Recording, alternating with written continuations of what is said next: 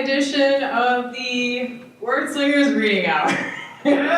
Give yourselves a round of applause for making it here. Keep clapping. Yes. All right, we gotta get fired up. We gotta be ready to listen. This is gonna be intense. I'm your host Elizabeth S. And you all might eventually know each other, but I will be doing introductions, so you will know all the details on your performers this evening. Yeah, it's called evening. Up first, we have this performer's short fiction has appeared in numerous publications, including On Spec Magazine, Little Blue Marble, and the anthologies A Punk Rock Future and the Community of Magic Pens. His novels and novellas are a mix of pulse-pounding techno-thrillers and murder mysteries on faraway colony planets. In his spare time, he enjoys woodworking, landscaping, and long walks with his lazy dog. Please welcome to the stage. This is going to be slick. Anthony W. Eichenlaub. Woo!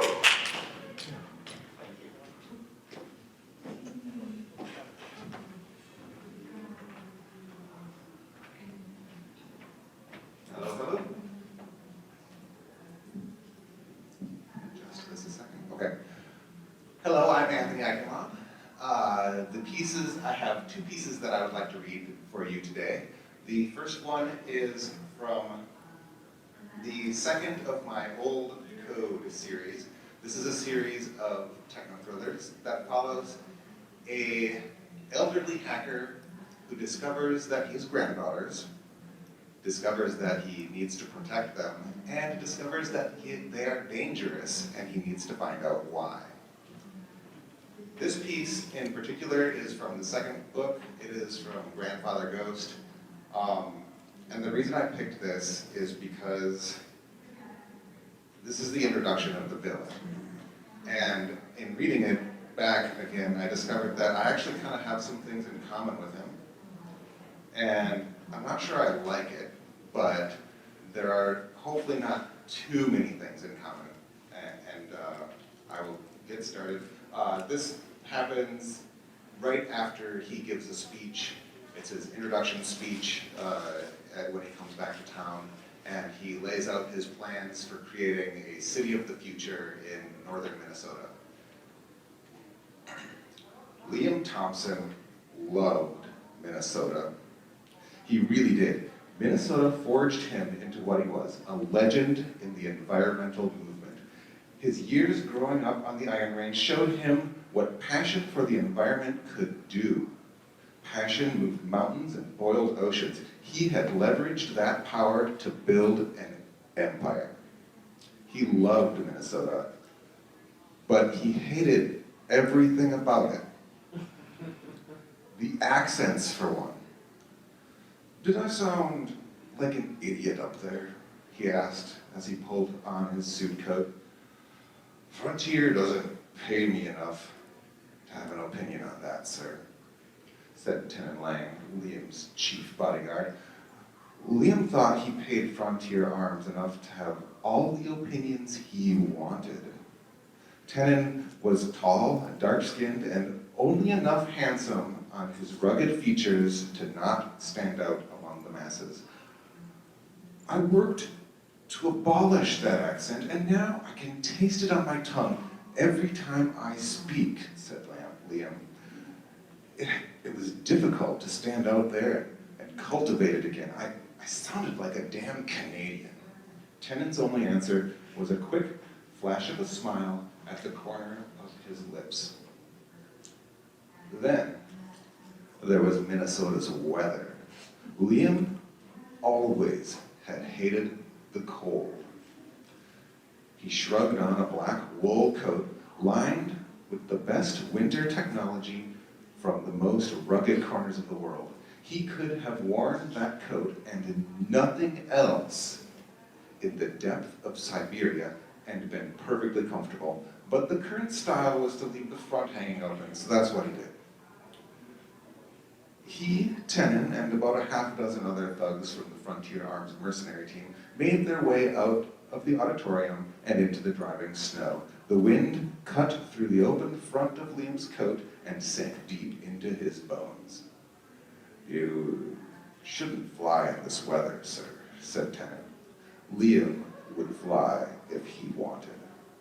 I didn't invest billions in drone tech to drive on poorly maintained roads." He stalked across the lot into his snow-covered vehicle. It seated only one, but Liam didn't need his bodyguard while he was in the air.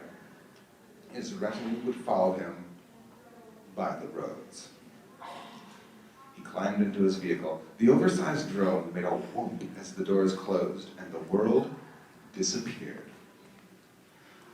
The display flashed to life, showing a single red dot in the vast, lake-filled landscape. Liam released a long breath, and with it, all the poise he carried with him, every waking moment of every day. He could almost feel the cancer coursing through his veins, sapping his strength. For a brief moment, he let himself wallow in the bone-deep exhaustion of the day, as it mixed with the exhilaration of public speaking, because that speech was the first step in his plan. He knew he was the hero Minnesota wanted. They would flock to his city if only they had a reason. With a few swipes on the screen, Liam brought up the map. Copper nickel mining had never been as popular as iron, and it had never done quite as much for the economy as it had promised. It had brought the potential for devastating environmental disaster. For that, Liam was grateful. Copper nickel mining would be the enemy. It would be the linchpin for a plan that would solidify Liam's legacy, because legacy was all he had anymore. He pressed a few buttons on his display, and the drone lifted into the pure white sky. And then, of course, there were the people of Minnesota.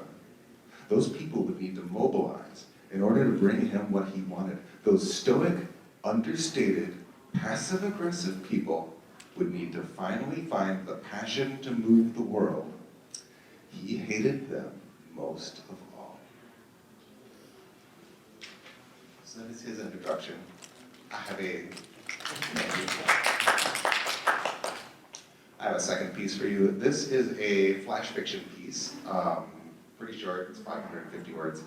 This one was published recently in Daily Science Fiction.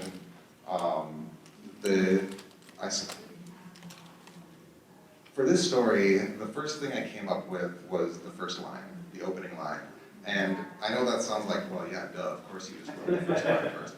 But a lot of times, most of the time, it's something in the middle or some concept or something. But this one, the first line kind of came, and then it was the rest of it. And I just kind of had fun with it, which is something that Daily Science Fiction kind of appreciates. So I'm glad that they published it. They say that every person is the hero of their own story, and that is how we know all this multiverse crap is your fault.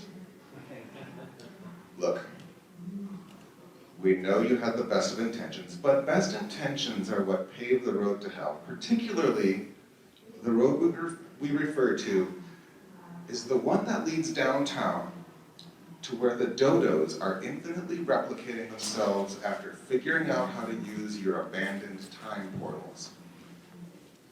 We don't think they'll ever be extinct again. They're causing some serious problems with traffic. We took a poll, and all of us here agree that they would either have lunch with Jesus or kill Hitler as their first action with a functioning time machine. But you picked the dodo thing, and that's fine. They say you get what you give, and you gave dodos. So I guess there's that. Gandhi once said that you should be the change you want to see in the world, and by the skull motif of your time-traveling power armor, we see that you have taken that to heart. Are you even from this universe? Your fashion choices are really pushing some boundaries.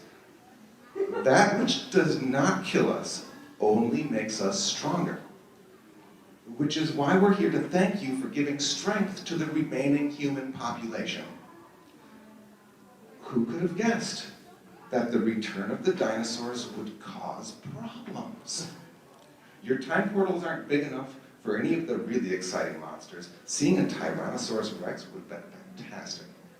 But those little velociraptors you summoned, they can tear the neck out of a hedge fund investor in 3 seconds. As a solution to the dodo-related traffic problems, this was clever. We commend you for really thinking outside the box on that one. Unfortunately, velociraptors are terrified of dodos.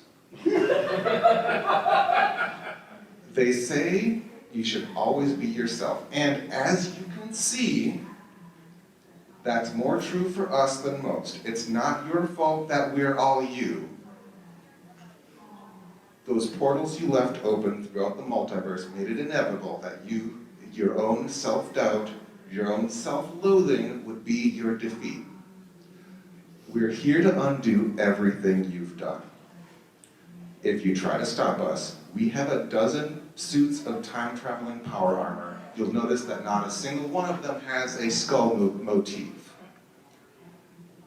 Yes, I see that one of them is unicorn-themed. I think we all know why, and I think we're all a little jealous. Oh, hey, don't cry. Look, I know things have gotten a little out of control, but it's never too late to be what you want to be. You can turn this around, be something better. You could join us. Truthfully, we could really use your help. One universe over, there's a variation of us who's way worse.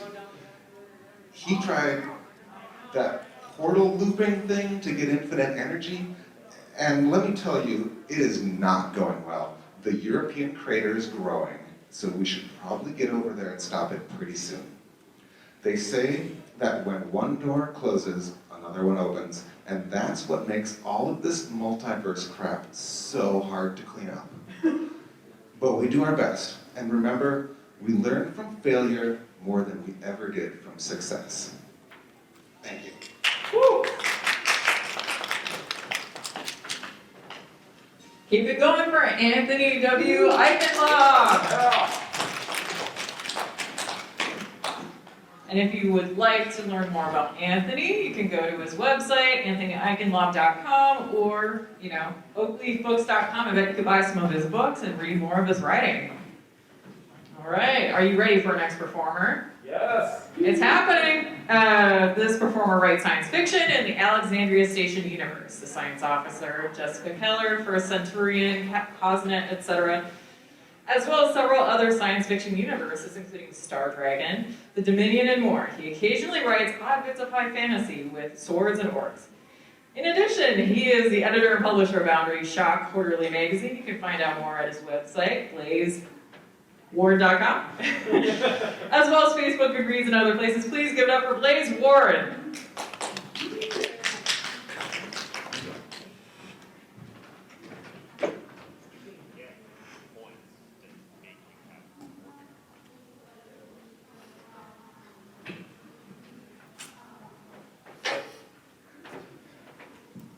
Good morning, folks.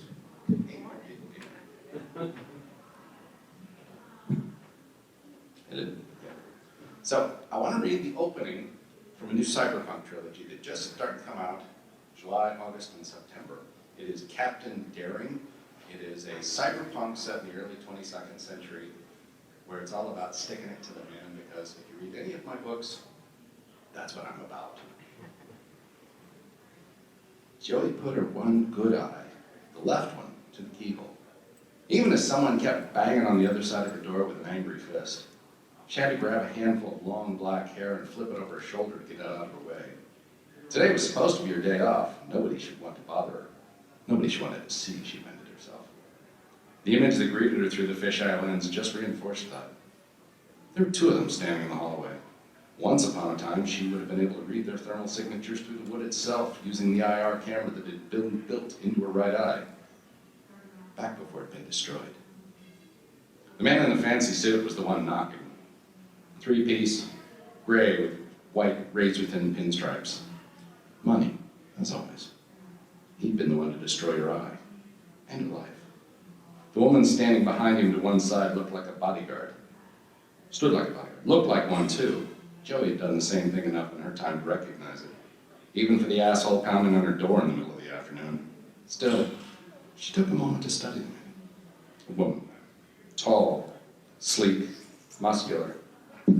Dressed like a Westerner in slacks, blouse, and light jacket, but East African by ancestry with that long, lean look you frequently got from athletes from Ethiopia over the Maasai. Fierce face, close-cropped hair, had what almost looked like speed lines carved horizontally into it. Something of a visual signature that Jody didn't figure the two of them were on a mission today. She wasn't important enough for that. Not anymore. At least she hoped not. Joey undid the top bolt noisily enough that the man in the hallway would hear it and stop banging. Then she undid the second bolt as well, unhooked the chain, unlocked the door. She opened it and stared a hard scowl at Mr. Taylor Keyhole and wondered if she'd died and gone to hell. If she had, someone had forgotten to mention it to her. He still had that same sneer she remembered. Joey hadn't seen it in almost 2 years. Didn't miss it. The tall black woman amped her fierceness up another level, but Joey wasn't a threat. Couldn't be a threat anymore. She stepped back now and walked deeper into her apartment. Door still halfway open, but ignoring the two of them, she stepped into the tiny kitchen and started the faucet for some water. Not going to invite us in like civilized folk, Darian? Kehoe called after her, still in the hall. If I hadn't opened it, you'd have just had your pit bull kick it in, she yelled half back. Didn't want to see you, Kehoe. Nothing I can do about it, though. Joey glanced back to see him step to the threshold. Careful. Like she might have left booby traps for burglars. Men like him had trained her in those sorts of things, after all, once upon a time. But nothing exploded and splattered the man across her neighbor's door. Joey didn't even know the people around here, since she wasn't particularly sociable most of the time. Too many people stared at her for her to want to talk to strangers. Something about the dead cybernetics where her right eye had once been, which she usually covered with a simple black patch. There was also the right arm, which ended in a stump about 10 centimeters down from her shoulder. The rest of the damage was covered, unless she felt the need to go out in a bikini. That had been more than 2 years ago, though. The water kettle was electric. She hung the top part from a hook she'd added to the faucet so she could fill it with her one good hand. Done, she shut off the water and put the pot on the electric stand, flipping the switch to start heating it. Once upon a time, she'd kept frozen beans for coffee, but in those days, she'd been able to hold a hand grinder with both hands while she worked. That needed 2 hands after all. Today, she simply pulled out pre-ground stuff and measured a couple spoons into her AeroPress. Joey had almost given up on using her AeroPress in spite of the personal reasons she kept it, before she'd learned all the tricks and built a few things to help her hold it when she needed to empty it. Too much like admitting defeat. Kehoe had come in as far as the dining space next to her tiny kitchen, standing about 2 meters into her apartment. He was over on the far side of the battered table she picked up secondhand when she moved in, while his pet killer was on the other open, where she could get to Joey in about 2 steps if she wanted. Assuming the woman didn't have the sorts of cybernetic weapon implants that she could use. Joey missed her old Mark I cyberarm, or the other 2 she'd routinely worn depending on the mission. The ones with fusion rifles built in. You live in a dump, Kehoe offered, like that was a surprise. She glanced over just enough to convey her disdain for the man, then made sure everything was ready when the water got hot. Nice part about the AeroPress was that it only made 1 cup at a time. Not like she was going to offer him any, or his bodyguard. She glanced at the tall black woman again and wondered how many cybernetic parts she'd added. None were visible, but that meant exactly zilch in this game. Dump? Joey finally replied. Well, I got my RDRs in 03 with bonus time added. You know, revoked, demilitarized, retired. At least they pay captains with 20 years equivalent enough I don't starve, but it's still top of lower middle class, Kehoe. Maybe you should talk to whatever pet Congress critters you have on the payroll these days about improving veterans' pay. He left that one alone. They must want something good for her, not to react to the kinds of insults she was throwing at him, verbal as well as social. She ignored him. The water was close.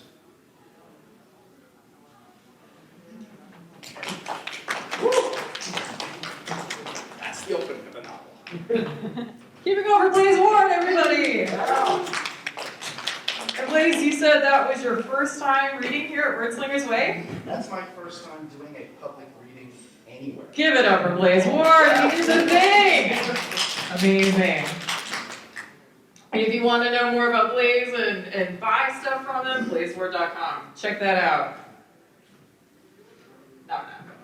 Now we have our next performer. Are you ready for them?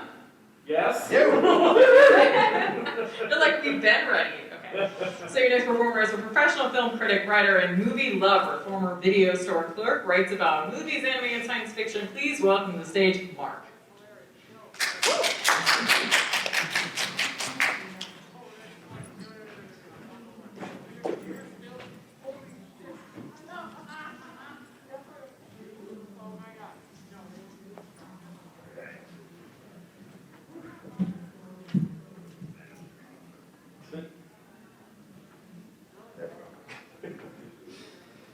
All right. Okay.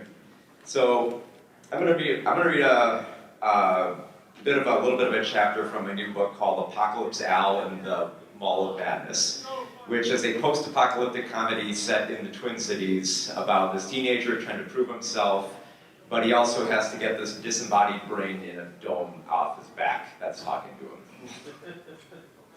So, I figured to just read a little bit of it.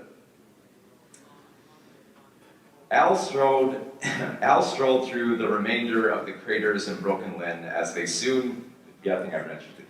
They have Dolby names for everything in the Twin Cities. Al strolled through the remainder of the craters in Broken Lynn as they soon gave way to the flatter and slightly grassier hills of No Hope. He was hunched over slightly in his walk as he was carrying both his backpack and Gustafson's brain as it weighed heavy on his back. So that's what trick-or-treat really means? Asked Al. Yeah, I'm not sure how your people made it into some hunter-gatherer ritual or whatever. Oh, this is all so strange, said Al in astonishment with a long smile. I don't think anyone in the Grove ever recorded the origins of trick-or-treat that far back. What else can you tell me about the old world? Gustafson noticed the sign that they had passed. It was metallic green from the old world, with red painted letters, "Welcome to No Hope." The bombed-out remnants of the town could be seen in the distance. I can tell you this place wasn't called No Hope and wasn't as dumpy as this. Wait, you've been here before? Yeah, my partner Gavin and I used to come out here for lunch. We used to order pad thai all the time from this little Chinese joint. What's pad thai? It's a noodle dish, Al. Oh. What's a joint? You know, Al, we've been talking a lot about me and not enough about you. How about you actually say something about yourself? Well, sorry, but what do you want to know? I'd like to know what the hell happened to New Hope. Well, I don't know too much about that. Yeah, what a shock. But I do know the Grove stopped trading with No Hope because of their new leader. I think the elders of the Grove called them a regulus zealot. That's religious zealot. Oh, is that what it's called? I never knew what it meant. It means he's a hoser. Al nodded in amazement. Ah, so he's one of those weirdos that talks to themselves, right? Yeah, speaking of which, Al, you should probably stop talking. What do you mean? There's no one else around. You might want to look around. Al had lost track of his mind as he kept mindlessly walking. He had stumbled into a town and attracted a crowd behind him. The populace of No Hope, dressed in dirty clothes stitched together from gym bags and oversized jeans, stared at Al in silent shock, unsure of what to make of this new stranger in their town. A few children and women stared from the bombed-out buildings that had fallen into dirty disrepair over the years. Are these the people of No Hope? Asked Gus. Al nodded silently. Well, why do they look like a discount fabric store vomited all over a sporting goods department? Al shrugged his shoulders. Whatever, just don't acknowledge them, just keep walking. Al turned around to survey the sight of the townspeople that had now surrounded him with fearful paranoia. He attempted to whisper to Gus as quietly as he could. What do we do now? Well, stop talking to yourself, hoser. They can't hear me. They're gonna think you're crazy. They already think I'm crazy. I have a giant brain attached to my neck. Well, just stop talking to yourself then. One man from the crowd spoke up. Who are you talking to, stranger? Al, do not answer him, hissed Gus. Al, ever the believer in honesty, couldn't hold back the truth. Well, good citizen of No Hope, I'm communicating with the brain attached to my neck. He pointed towards the dome on his back as the crowd took a step back in shock. Whispers began to pass through the group of who this stranger was and what he was doing in their town. Why would you tell them that? Gus asked disappointedly. Relax, whispered Al through the side of his mouth. I've heard of these people. I know how to speak with them. Just stop talking to yourself and just talk to them. Al cleared his throat and spoke loudly. My name is Al and I have come from the Grove. I am a trick-or-treater traveling to the southeast to seek supplies for my journey. A cowering mother from the second floor of one of the buildings spoke up. What do you intend to do to us? Al turned to address the mother. Well, I intend to trade. I don't have much, but I'm sure. Why is there a brain on your back? Asked an anxious man. Is that some sort of new weapon the Grove sent to destroy us? What, this thing? Al pointed to the brain on his back. Oh, no, this didn't come from the Grove. I found him in Broken Lynn. Oh, is Broken Lynn declaring war on us? Asked one of the older men. Are the raiders after us again? The crowd erupted into worried gasps as they held their weapons and took aim at Al. A few inched forward, but most kept their distance, fearing that Al was carrying a bomb. No, please, there's a misunderstanding, pled Al. If you're really a trick-or-treater, then where's the rest of your men? Asked an old lady. Trick-or-treaters always travel in packs. Al turned to the woman and began to sweat as he stammered for an excuse. Oh, well, you see, I'm on a special mission to travel south. What special mission? Another voice asked. Well, it's, just say it's classified, said Gus. Yes, it's a classified mission. So he's a spy, said a fat bearded man. No, he can't be a spy. Look at the brain on his back, argued a skinny old man. He's an alien monster sent from the stars to kill us all.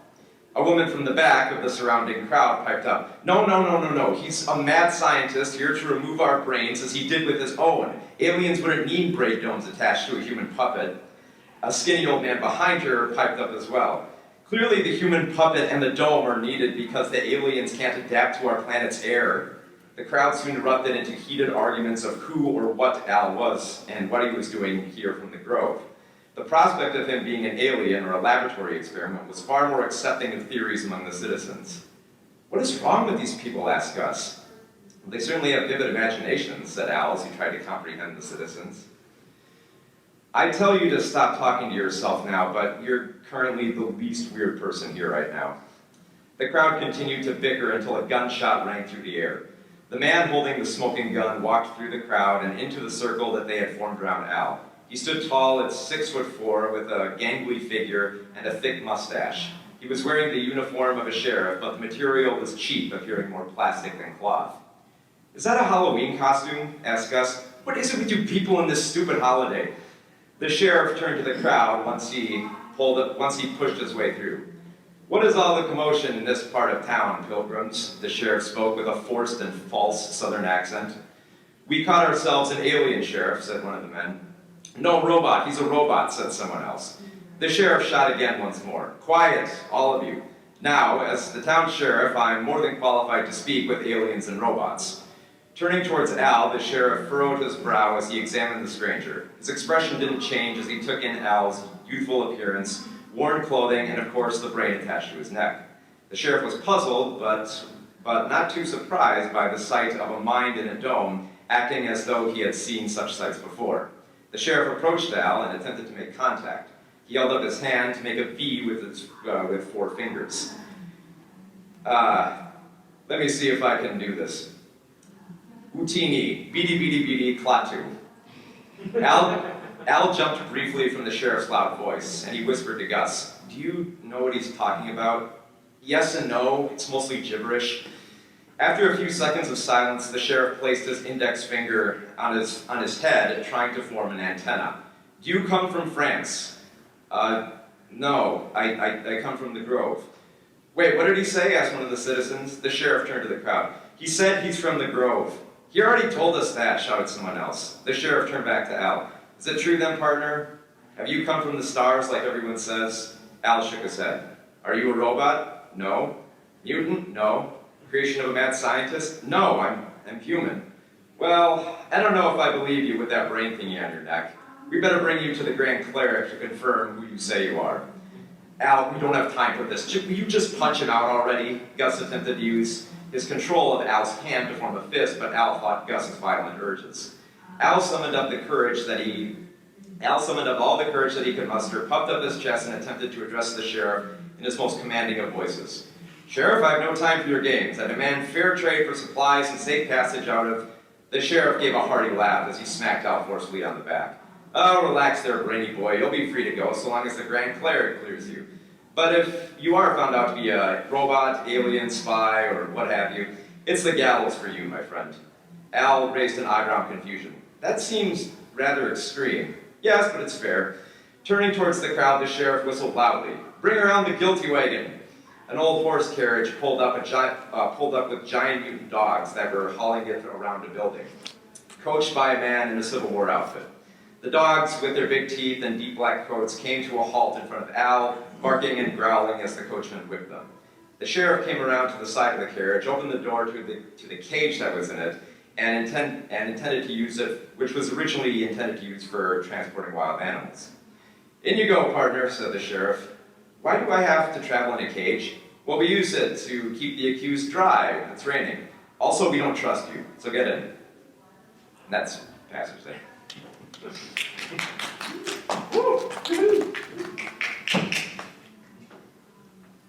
Keep it going for Mark. McPherson. He's got a last name now, you see. All right. If you want to read more of his writing, movieswithmark.com. It's on the internet. Check it out. And do you have any books for sale here? Yeah, I've got Apocalypse Now and some of my movie books, like the best weird movies of the 1990s. So. All right, so if you want to buy some books, which you should, support books. All right. Well, we are here. We are at our last performer of the show. Oh, that's just a receipt. Okay. Okay, so our last performer this evening is a Chinese-American playwright and poet, storyteller and mime, theater critic, and libertarian activist. His solo performances have won acclaim from Minneapolis to Atlanta, New York, to LA, even as far as Melbourne, Australia. He was the co-founder of the Rockstar Storytellers, a supergroup of best-selling Twin Cities spoken word artists, founder and producer of the touring theater troupe Maximum Verbosity, and founder and host of the country's only recurring open mic dedicated to speculative fiction, The Not So Silent Planet, and its associated podcast. He has published collections of political humor, comic fantasy, and short horror. Please welcome to the stage, Phillip Andrew Bennett Lowe.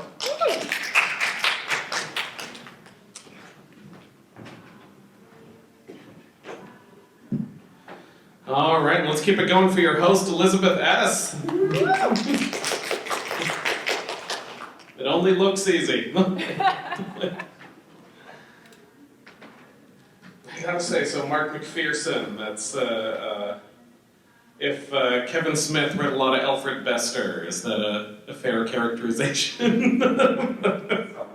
Awesome. All right, well, first of all, I am not typically a sci-fi author. I do dabble, but I mostly do horror and fantasy. So, but one of our sci-fi authors had a conflict, got shifted to another slot, and I took his place. So if you are waiting for the sci-fi twist in this horror story, it's not coming. That's the twist. Yeah. This is called True Amber. Once you've made the decision to drink yourself to death, your immediate problem becomes one of economics. No more beer, for starters, or not for me anyway. It used to fill my belly with mud and my head with clouds and my ass with gas, and I was asleep before the poison could do its holy, holy work. No more of those fruity, high-end liquors either, nothing Irish or Scottish, too poetic. In my experience, only Russian and Southern distillers are serious about the work of assisted suicide. That's the problem with suicide, really. You know, the ones who are really good at it aren't around anymore to advise those who aren't. Well, let me tell you something. As someone uniquely qualified in this area, that plastic is fantastic. You don't purchase anything in a glass bottle, it's gotta be a tub. If the clerks won't make small talk or eye contact with you when you buy it, you know it's got the Jolly Reaper's stamp of approval. I can never figure out why they call them grim anyway. I don't know that I've ever seen anyone happier to be doing their work, and with the help of 1.75 liters of black velvet, I couldn't have been happier to help. My point is, as ways to go, this is one of the more euphoric, and if you choose it, you gotta work fast. You have got to outrun the financial crisis your permanent escape route creates before you blow up your income and burn through your savings and set fire to any bridges you have left. Or you'll find yourself begging by the side of Hennepin Avenue for a few goddamn bucks to finish the goddamn job you started but didn't have enough goddamn moral fortitude to finish. God damn it. I'm telling you this to impress upon you just how unusual it was for me to find myself spending money to commit suicide in public. When you're cutting expenses, pubs and clubs are the first thing to go, but I lacked moral fortitude too, and paying for the privilege of killing myself around strangers was a luxury that I just couldn't let go of. This shouldn't be surprising to anyone who has the faintest notion of what I'm talking about. All drunkards are cowards because alcohol is the most cowardly drug. What's even more unusual is the fact that I availed myself of this privilege on a Halloween night. Now, there are few things that I find more crass than a Halloween pub party, and as that's coming from someone who chose a particularly vulgar death, various combinations of blood, shit, and puke were already a part of my daily routine as my liver frantically vacated my attempts to debase it, you know that my feelings on the subject are intense. Frankly, the only thing I found more distasteful than holding myself up in a room with a pack of strangers simultaneously too young and too old to be pulling off the kind of shit the night enables was to be holed up in my apartment listening to roving packs of strangers doing the same thing. So I stood in the cold for 18 minutes and hopped on a bus ride notably unpleasant even for downtown Minneapolis and paid a cover charge for the opportunity of being miserable in public. I was locked in mortal combat with my own self-pity. And the indulgence of an Irish car bomber 5 had set up the fog of war, so I don't recall exactly how it started, whether I saw her first or she saw me. She was wearing a cheap vampire knockoff that still probably cost more than she would, something inspired by Bela Lugosi, but with more midriff than the Hungarian could get away with on his most morphine-addled day. I do remember that when she looked at me, or caught me looking, I felt an icicle slide between my vertebrae.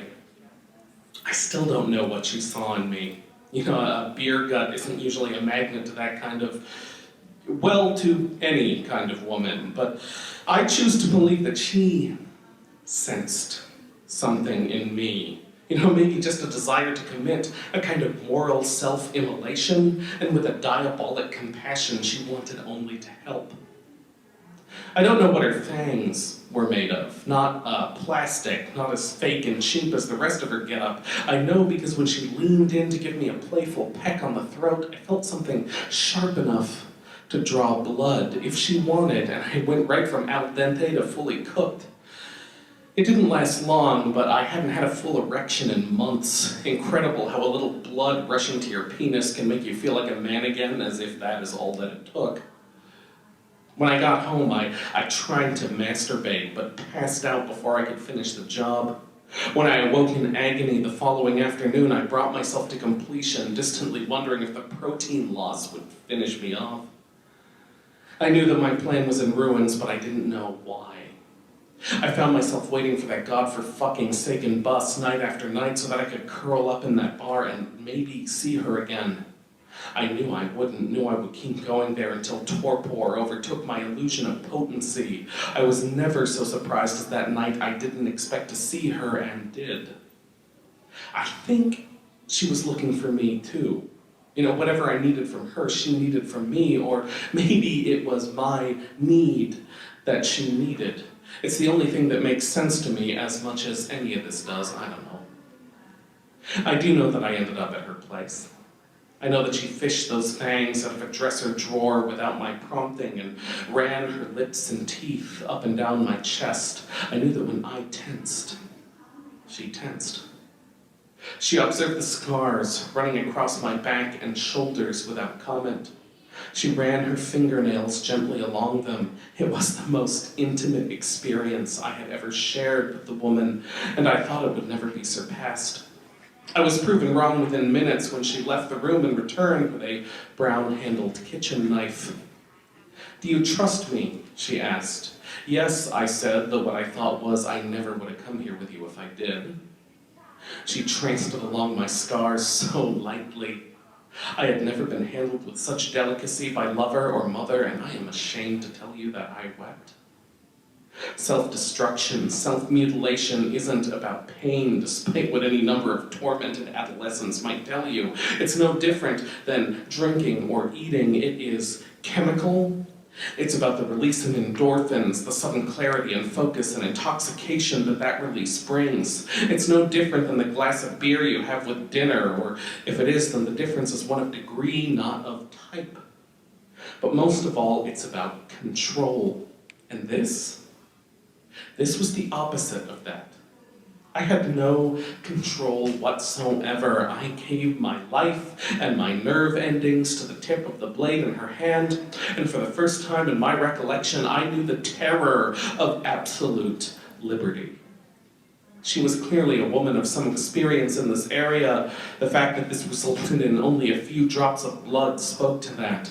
"I'm hungry," she whispered, "hungry." And I wasn't even slightly surprised when she collected those drops on her fingertips and brought them to her lips. "When can I taste you?" I asked, and all of a sudden she looked bashful and shy and left the room. I stared at the bumps on her ceiling, wondering if she would come back until she did. We touched each other and I couldn't perform, but she said that was all right, and that's the first time I've ever believed a woman who told me that. The ride home she gave me was filled with silence and discomfort. When I turned to get out, she touched me shyly on the arm, and by the time I turned back to her, she was in control again. I shivered to see it. She pressed a vial of something dark and crimson into my palm. "Here," she said, "it's me. This is from me. But I forbid you to drink from it until you prove yourself unworthy." My conception of memory has never been particularly linear, not a flow of water from one point to another. It's more like looking into a shot glass of whiskey. The image it gives back is murky and distorted. The light is reflected and refracted and broken and diffuse. The neural pathways from one thought to another are paved with anything but chronology, and if that's the kind of story you're looking for, then you're listening to the wrong drunk. The next few weeks were like that, a steady flow of alcohol with blood as a mixer. Some mornings I puked up enough of that sludge of depressants to drag myself back to that crass and vulgar pub in the evenings.